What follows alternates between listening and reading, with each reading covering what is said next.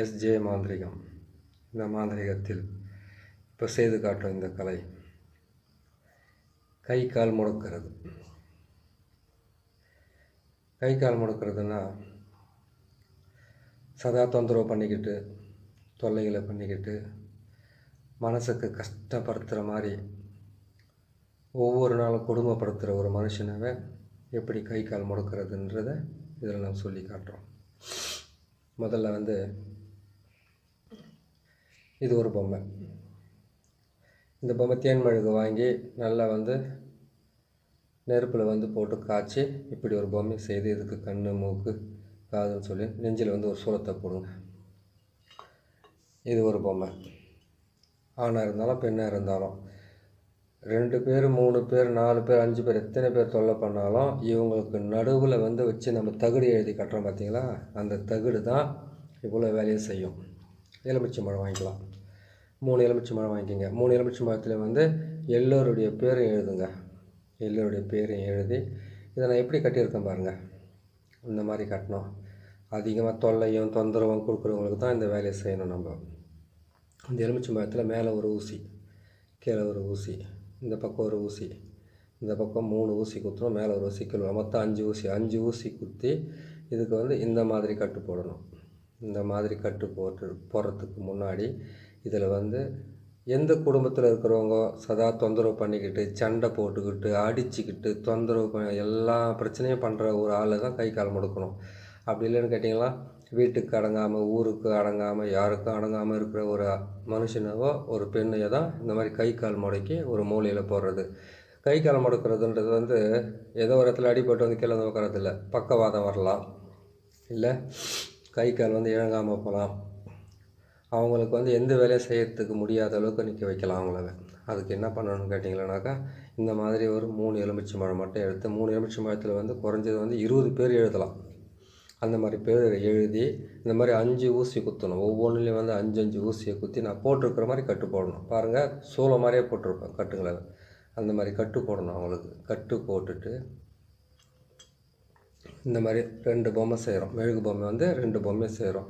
இந்த 2 பொம்மையை ஒன்றா சேர்த்து இந்த பொம்மையாகவும் ரெண்டாக தகுட்டை இதனுடைய மார்பில் வைக்கணும். அவங்களுடைய பேரை எழுதி அதுக்கு கேட்டிங்களானாக்கா அண்டத்தைலம், பிண்டத்தைலம், அதுக்கப்புறம் எட்டி மரத்தினுடைய வேறு, தெற்கு பக்கம் போகிற வேரை எடுங்க. அந்த வேரை எடுத்து அந்த வேரை கொண்டு அதை நல்லா கற்பூரம் போட்டு எரிச்சிட்டு அதனுடைய சாம்பல், அதுக்கப்புறம் கேட்டிங்கனாக்கா பேய் விரட்டி, அதுக்கப்புறம் பேய் அவரை, பேய் தும்பை, அதுக்கப்புறம் பேய் தும்பட்டிக்காய், அதுக்கப்புறம் நம்ம தும்பை கூட எடுத்துக்கலாம், பேய் தும்பை கூட எடுத்துக்கலாம். பேய் தும்பை சாதாரண தும்பையில் பேய் தும்பை, அந்த தும்பையிலேருந்து இத்தனை எடுத்து இது மொத்தமே மையாக்குங்க. மையாக்கி அதில் பேர் அது மேலே தடவுங்க. இந்த தகுட்டு மேலே தடவணும். அந்த தகுட்டு மேலே தடவிட்டு அந்த தகுட்டை இதுக்கு நெஞ்சுக்கு நேராக வச்சு கட்டுங்க.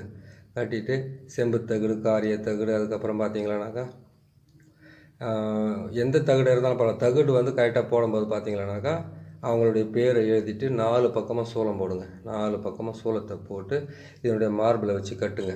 மார்பில் வச்சு கட்டிட்டு 2 பொம்மையும் ஒன்றா சேர்த்து இறுக்கி நூல், இந்த மாதிரி 3 கலர் நூல் போட்டு இறுக்கி கட்டுங்க. இல்லை ஒத்த நூலோடு கட்டலாம், இதில் கட்ட முடியலனாக்கா.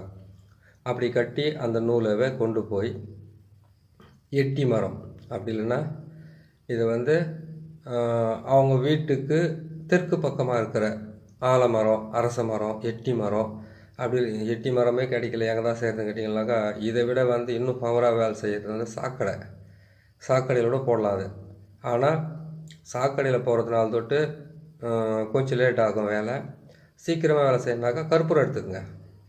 கற்பூரம் எடுத்துக்கிட்டு 5 கற்பூரம், 5 கற்பூரமாக இந்த மாதிரி இன்னார் பேர் உள்ளவங்க எங்கிட்ட தொந்தரவு பண்ணக்கூடாது, பிரச்சனை பண்ணக்கூடாது, கஷ்டப்படுத்தக்கூடாது, எங்களுக்கு தினமும் எங்களை கொடுமைப்படுத்துகிறாங்க, எத்தனையோ வகையில் கொடுமை நடக்குது. அந்த கொடுமை நடக்கிற இவங்களுக்கு கை கால் முடக்கிறது, கை கால் கட்டு போடுறது, அவங்களுக்கு எந்த விதமான பிரச்சனையும் நம்ம பேசாமலேயே தானாக அடக்கக்கூடிய ஒரு ரகசிய மாந்திரிக செயல்பாடு தான் இது.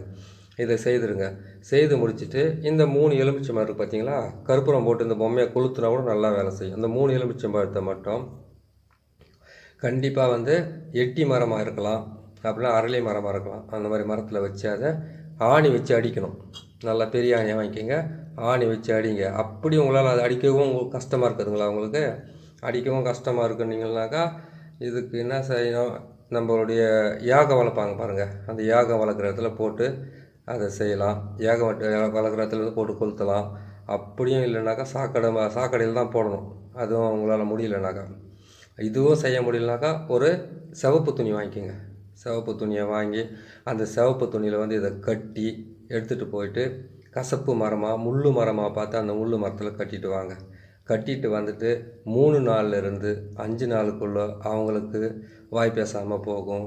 இப்போ அது மாதிரி கேட்டிங்கன்னா வாய் பேசாமல் போகிறது, ரத்தமாக வாந்தி எடுக்கிறது, அதுக்கப்புறம் வயிற்று வலி வர்றது, கை கால் வராமல் போகிறது, சோறு திங்காமல் அவங்க வந்து எல்லா பிரச்சனையும் சந்திக்கக்கூடிய துஷ்டம் என்று சொல்லக்கூடிய பல வகையான கஷ்டத்துங்களை அனுபவிக்கிறதுக்கு உண்டான வாய்ப்புகள் நிறைய இருக்குது. பார்த்து செய்து கொடுங்க. எதிரியாக இருக்கிறவங்களோ கெட்டவங்களாக இருக்கிறவங்களோ ஒரு நாளைக்கு நல்லவங்களாக மாறுறதுக்கு வாய்ப்புகள் இருக்குது. செய்யும்போது வந்து கெட்டது செய்கிறது ஈஸி, நல்லது செய்கிறது தான் கஷ்டம். அதனால் கெட்டது செய்து கொடுக்கும்போது கொஞ்சம் பக்குவமாக பார்த்து செய்து கொடுங்க. நல்லதே நடக்கட்டும், நல்லபடியாக நடக்கட்டும். நன்றி, வணக்கம். அடுத்த பதிவில் சந்திப்போம்.